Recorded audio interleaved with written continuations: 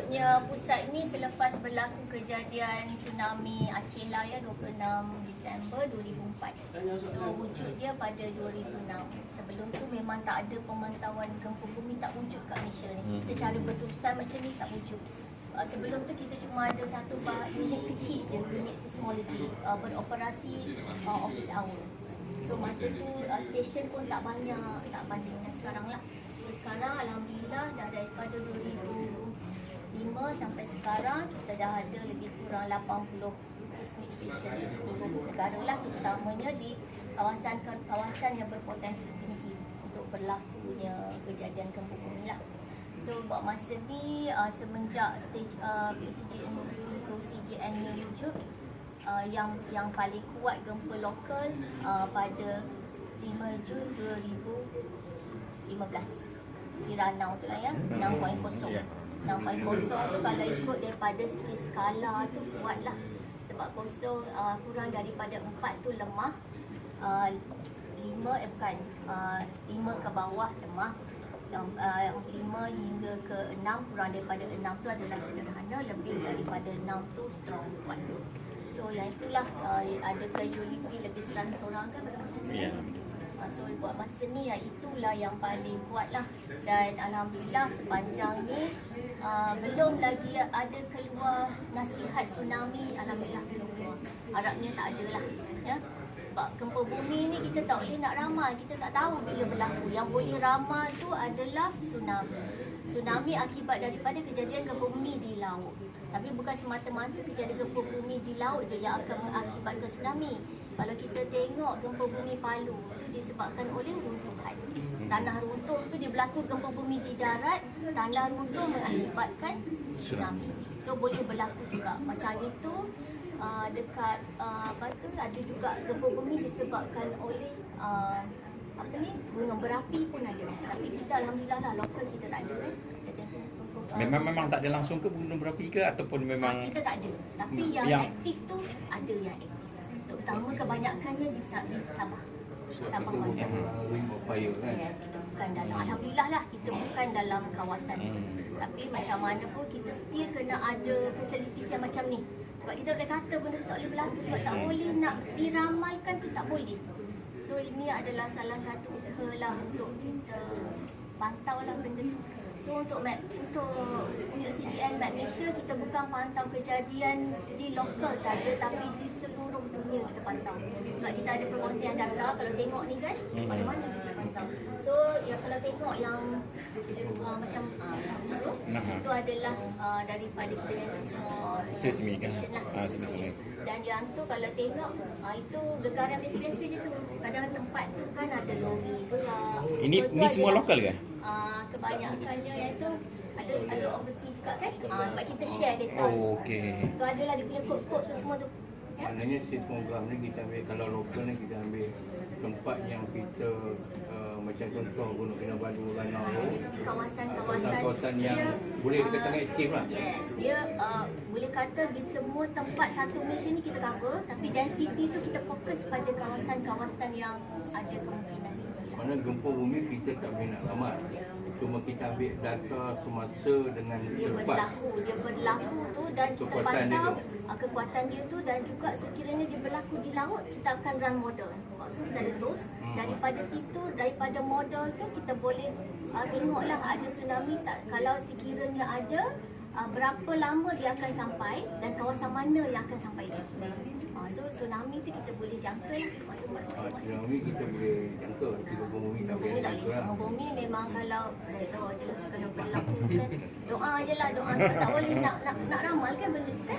So tak boleh, kita pantau je lah kat sini, pantau sebab kalau ikutkan yang kita pantau ni dia tengok pada intensiti gempa dan juga kat mana gempa itu berlaku. Kalau gempa bumi itu berlaku di dalam negara, kekuatan dia melebihi 3 ataupun dirasai. Kalau dirasai itu regardless lah berapa, atau kadang-kadang 2 pun nak dirasai. So Map Malaysia akan keluarkan maklumat gempa bumi tadi. Dalam maklumat gempa bumi itu tu ada location, ada pukul berapa berlaku, ada kedalaman. Dan juga ada penilaian, kita buat penilaian awal lah kalau ada tsunami ataupun tidak. So sekiranya gempa yang tadi lokal lebih daripada 3 ataupun dirasai. Untuk kawasan dalam kawasan pemantauan Malaysia, khususnya di kawasan Southeast Asia tu, sekiranya gempa tu lebih daripada 5 atau dirasai, kita akan issue maklumat. Dan di seluruh negara luar daripada kawasan pemantauan tu lebih daripada 6, kita akan keluarkan maklumat. Okay, contoh gempa bumi, kita ambil lokal lah. Kegelapan lokasi yang aktif untuk lokal di mana? Okey, kalau ikut tahun ni dah ada beberapa kejadian berlaku dan satu atau 2 kali kita ada isu kan maklumat gempa bumi dekat Sabah lah. Untuk tahun ni Sabah, di sekitar Sabah. Apa tu ada yang dekat Ranau macam tu lah ya, sekitar macam tu. Tapi kebiasaannya yang kecil-kecil lah. 1 lebih, 2 lebih. Maklumat tu memang kita archive masuk. Tapi kita cuma war-warkan yang signifikan. Kita tak nak nanti public semua kan.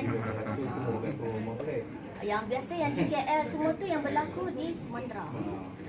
Sebab dia dekat kan. Tapi baguslah macam tu.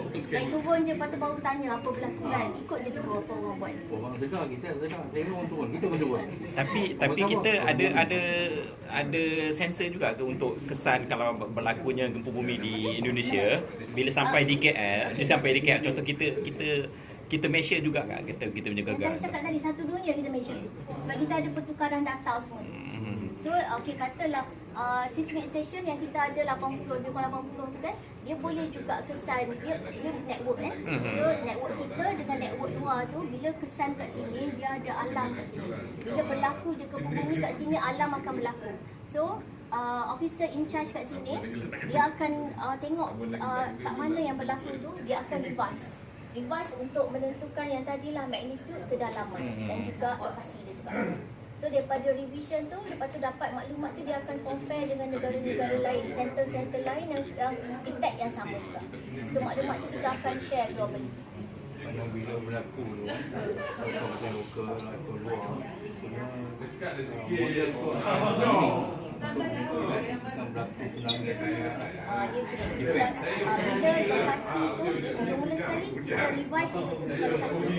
Bila lokasi tu di laut, baru kita akan run untuk yang tsunami. Kita akan buat penilaian tsunami. Kalau di darat lah, kecuali lah dia ada juga lah di darat tu yang perairan tu, dia ada dalam kita punya model tu dan kawasan yang tertentu. Kan? Selalunya berapa lama bila run model tu, berapa lama akan isu SOP kita untuk lokal 8 minit, okay. Untuk lokal dan juga serantau 8 minit, untuk di luar daripada serantau 30 minit.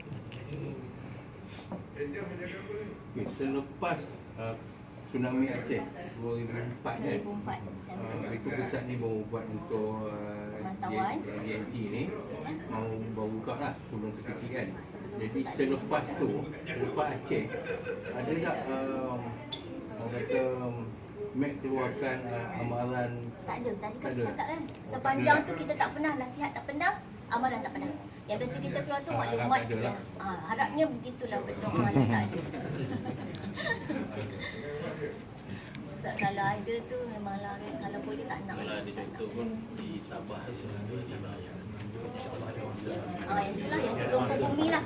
Yang itu yang gempa bumi yang pada 5 Jun tu, yang itu gempa bumi di darat. So kita keluar maklumat bumi, kita tak keluar. Yes. So ada yang ada tim dari yang budak-budak sekolah Banyak tu kan. eksotik kan. Sebab orang tak expect. Daripada Itu macam sedih juga lah. Yang budak-budak kan, yang ada foreigners tu, yang kesian lah.